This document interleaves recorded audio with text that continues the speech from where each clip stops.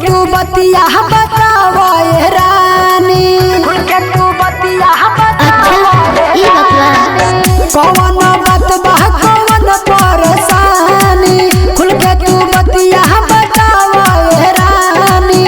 ऐसे न बोला तू खिसियाई, ऐसे न बोला तू खिसियाई।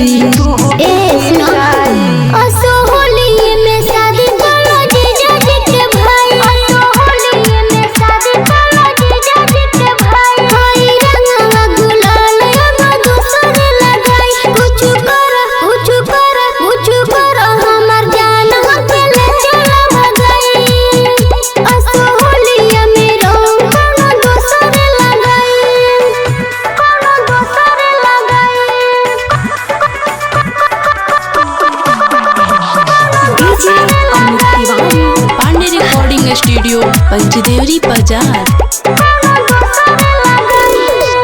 अशोक के होली खाली तू निपटालो, एक बेरे औरी तू रंग डालवालो, एक बेरे औरी तू रंग डालवालो। सब कुछ करके हमार कोई नहीं बात न बस के, जब चले जाइबे बाबू तू तो रही तरस के। तोहर दीवाना कैसे रह पाई, तोहर दीवाना कैसे रह पाई। असोहलिये में शादी कोला जीजा जी के भाई, असोहलिये में शादी कोला जीजा जी के भाई। होई रंगवा गुलाल अब दोसर लगाई, कुछ कर हमर जान हमके ले चला भगाई। असोहलिये में शादी कोला जीजा जी के भाई, कोनो दोसर लगाई।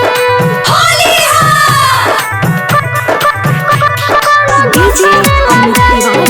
पांडे रिकॉर्डिंग स्टूडियो पंचदेवरी बाजार।